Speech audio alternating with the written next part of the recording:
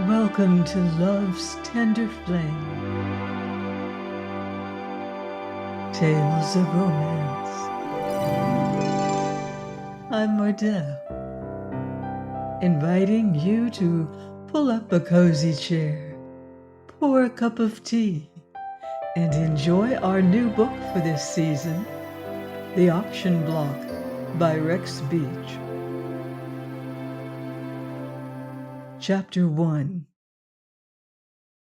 Peter Knight flung himself into the decrepit armchair beside the center table and growled, "Isn't that just my luck? And me a Democrat for 20 years. There's nothing in politics, Jimmy." His son James smiled crookedly, with a languid tolerance bespeaking amusement and contempt. James prided himself upon his forbearance, and it was rare indeed that he betrayed more than a hint of the superiority which he felt toward his parent. "Politics is all right, provided you're a good picker," he said with all the assurance of 22. "But you fell off the wrong side of the fence, and you're sore." "Of course I am. Wouldn't anybody be sore?" "These country towns always go in for the reform stuff every so often. If you'd listen to me and—" His father interrupted harshly. "Now cut that out. I don't want to go to New York, and I won't." Peter Knight tried to look forceful, but the expression did not fit his weak, complacent features. He was a plump man with red cheeks, rounded by habitual good humor. His chin was short, and beneath it were other chins, distended and sagging as if from the weight of chuckles within. When he had succeeded in fixing a look of determination upon his countenance, the result was an artificial scowl and a palpably false pout. Wearing such a front, he continued, "When I say no, I mean it, and the subject is closed. I like Vale. I know everybody here, and everybody knows me." "That's why it's time to move," said Jim with another unpleasant curl of his lip. "As long as they didn't know you, you got past, but you'll never hold another office." "Indeed, my record's open to inspection. I made the best sheriff in—" "2 years. Don't kid yourself, Pa. Your foot slipped when the trolley line went through." "What do you know about the trolley line?" angrily demanded Mr. Knight. "Well, I know as much as the county knows, and I know something about the big dam, too. You got in the mud, Pa, but you didn't go deep enough to find the frogs. Fogarty got his, didn't he?" Mr. Knight breathed deep with indignation. "Senator Fogarty is my good friend. I won't let you question his honor, although you do presume to question mine." "Of course he's your friend. That's why he fixed you for this New York job. He's not like these rubes. He remembers a good turn and blows back with another. He's a real politician." "Department of Water Supply, Gas and Electricity," sneered Peter. "That sounds good, but the salary is $1,500 a year. A clerk at my age." "Say, do you suppose Tammany men live on their salaries?"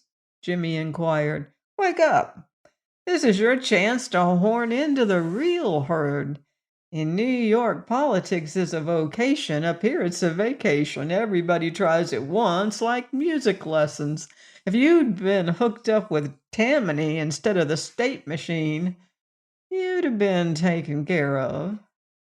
"I tell you, I don't like cities. It's no place to raise kids." At this, James betrayed some irritation. "I'm of age, and Lorelei's a grown woman. If we don't get out of Vale, I'll still be a brakeman on the soda fountain when I'm your age." "If you'd worked hard, you'd have had an interest in the drugstore now." "Rats." At this juncture, Mrs. Knight, having finished the supper dishes and set her bread to rise, entered the shoddy parlor. Jim turned to her, shrugging his shoulders with an air of washing his hands of a disagreeable subject. "He's weakened again," he explained. "He won't go." "Me, a clerk at my age," mumbled Peter. "I've been trying to tell him that he'd get a half Nelson on Tammany inside of a year. He squeezed the sheriff's office till it squealed, and if he can pinch $1 out of this burg, he can—" "You shut up.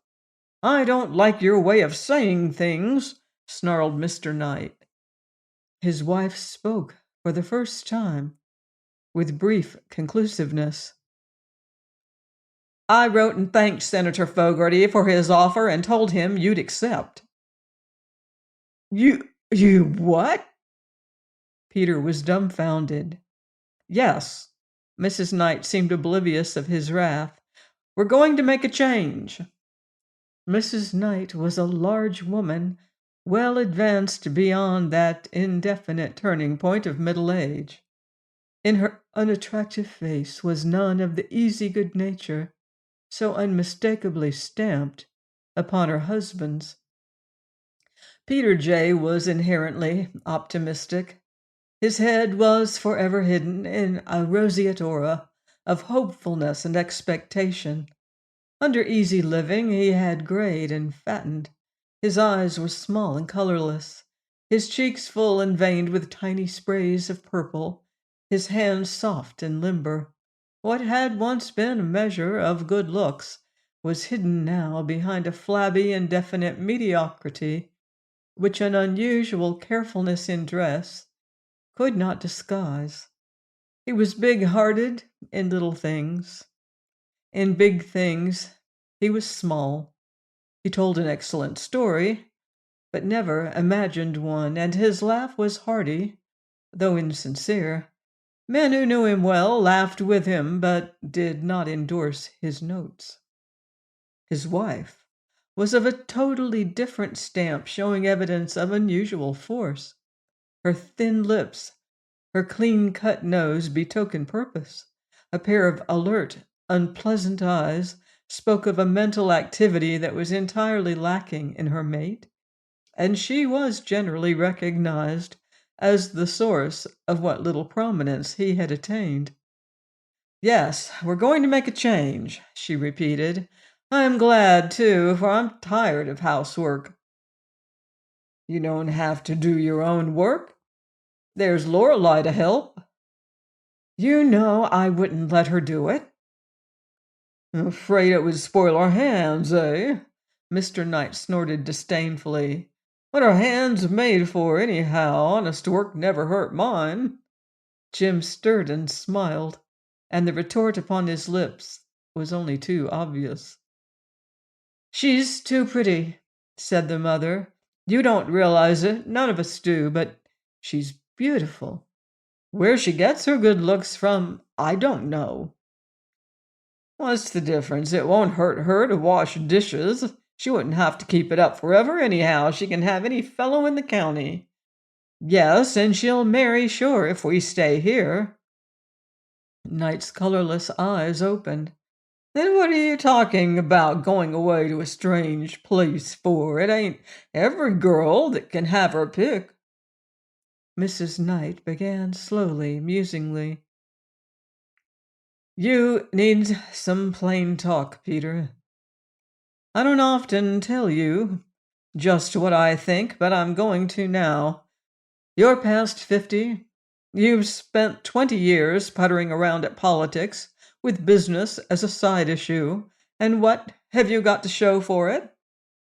Nothing. The reformers are in at last, and you're out for good. You had your chance, and you missed it. You were always expecting something big, some fat office with big profits, but it never came. Do you know why? Because you aren't big, that's why. You're little, Peter. You know it, and so does the party." The object of this address swelled pompously. His cheeks deepened in hue and distended But while he was summoning words for a defense, his wife ran on evenly. The party used you just as long as you could deliver something, but you're down and out now, and they've thrown you over. Fogarty offers to pay his debt, and I'm not going to refuse his help. Oh, I suppose you're thinking you could have done better if you'd been in my place, Peter grumbled. He was angry, yet the undeniable truth of his wife's words struck home. That's the woman of it. You kick because we're poor and then want me to take a $1,500 job. Bother the salary. It will keep us going as long as necessary. Oh? Mr. Knight looked blank. I'm thinking of Lorelei. She's going to give us our chance. Lorelei? Yes. You wonder why I've never let her spoil her hands? Why I've scrimped to give her pretty clothes, and taught her to take care of her figure, and made her go out with young people. Well, I knew what I was doing. It was part of her schooling. She's old enough now, and she has everything that any girl ever had so far as looks go. She's going to do for us what you never have been and never will be able to do, Peter Knight. She's going to make us rich. But she can't do it in Vale. Ma's right, declared James. New York's the place for pretty women. The town's full of them. If it's full of pretty women, what chance has she got? Queried Peter. She can't break into society on my 1,500. She won't need to. She can go on the stage. Good Lord, what makes you think she can act? Do you remember that Miss Donald who stopped at Myrtle Lodge last summer? She's an actress. No. Mr. Knight was amazed. She told me a good deal about show business. She said Lorelei wouldn't have the least bit of trouble getting a position. She gave me a note to a manager, too, and I sent him Lorelei's photograph. He wrote right back that he'd give her a place. Really? Yes, he's looking for pretty girls with good figures. His name is Bergman. Jim broke in eagerly. You've heard of Bergman's reviews, Pa. We saw one last summer, remember? Bergman's a big fellow. That show? Oh, why, that was rotten. And it isn't a very decent life, either. Don't worry about Sis, advised Jim. She can take care of herself. And she'll grab a millionaire, sure, with her looks. Other girls are doing it every day. Why not her? Ma's got the right idea. Impassively, Mrs. Knight resumed her argument. New York is where the money is, and the women that go with the money. It's the marketplace.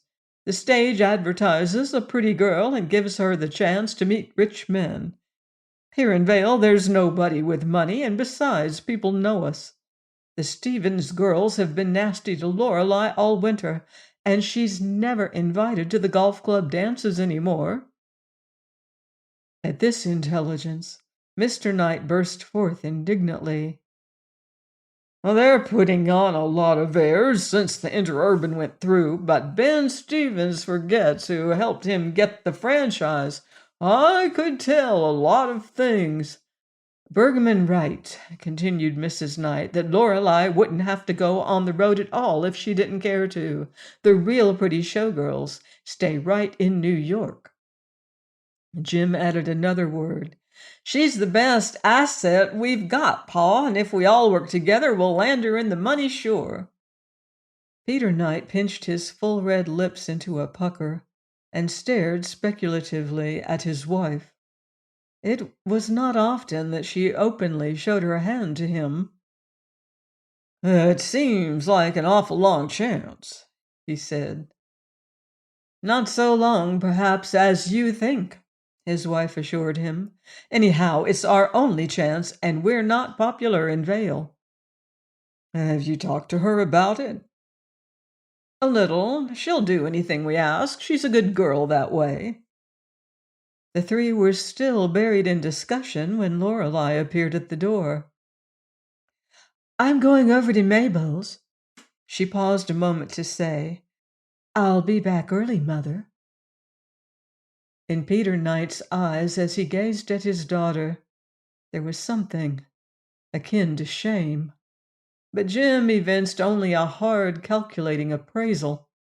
Both men inwardly acknowledged that the mother had spoken less than half the truth, for the girl was extravagantly, bewitchingly attractive. Her face and form would have been notable anywhere and under any circumstances, but now, in contrast with the unmodified homeliness of her parents and brother, her comeliness was almost startling. The others seemed to harmonize with their drab surroundings, with the dull, unattractive house and its furnishings. But Lorelei was in violent opposition to everything about her. She wore her beauty unconsciously, too, as a princess wears the purple of her rank. Neither in speech nor in look did she show a trace of her father's fatuous commonplaceness, and she gave no sign of her mother's coldly calculating disposition. Equally, the girl differed from her brother Jim, for Jim was anemic, undeveloped, sallow, his only mark of distinction being his bright and impudent eye, while she was full-blooded, healthy and clean, splendidly distinctive, from her crown of warm amber hair to her shapely, slender feet.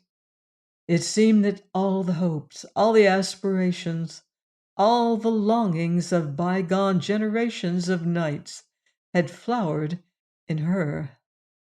As muddy waters purify themselves in running, so had the night blood coming through unpleasant channels finally clarified and sweetened itself in this girl. In the color of her eyes she resembled neither parent. Mrs. Knight's were close-set and hard, Peter's shallow, indefinite, weak. Lorelei's were limpid and of a twilight blue. Her single paternal inheritance was a smile perhaps a trifle too ready and too meaningless. Yet it was a pleasant smile, indicative of a disposition toward courtesy, if not self-depreciation. But there all resemblance ceased. Lorelei Knight was mysteriously different from her kin. She might almost have sprung from a different strain, and except as one of those throwbacks which sometimes occur in a mediocre family, when an exotic offspring blooms like a delicate blossom in a bed of weeds, she was inexplicable. Simple living had made her strong, yet she remained exquisite. Behind a natural and deep reserve, she was vibrant with youth and spirits. In the doorway she hesitated an instant, favoring the group with her shadowy, impersonal smile. In her gaze there was a faint inquiry, for it was plain that she had interrupted a serious discussion. She came forward and rested a hand upon her father's thinly haired bullet head. Peter reached up and took it in his own moist palm. "We were just talking about you," he said. "Yes?" The smile remained as the girl's touch lingered. "Your ma thinks I'd better accept that New York offer on your account." "On mine? I don't understand." Peter stroked the hand in his clasp, and his weak, upturned face was wrinkled with apprehension. She thinks you should see the world and make something of yourself." "That would be nice." Lorelei's lips were still parted as she turned toward her mother in some bewilderment. "You'd like the city, wouldn't you?" Mrs. Knight inquired. "Why, yes, I suppose so." "We're poor, poorer than we've ever been. Jim will have to work, and so will you." "I'll do what I can, of course, but I don't know how to do anything. I'm afraid I won't be much help at first." "We'll see to that. Now run along, dearie." When she had gone, Peter gave a grunt of conviction. "She is pretty," he acknowledged, "pretty as a picture, and you certainly dress her well. She ought to make a good actress." Jim echoed him enthusiastically. "Pretty. I'll bet Bernard's got nothing on her for looks. She'll have a brownstone hut on Fifth Avenue and an airtight limousine one of these days. See if she don't." "When do you plan to leave?" faltered the father. Mrs. Knight answered with some satisfaction. "Rehearsals commence in May."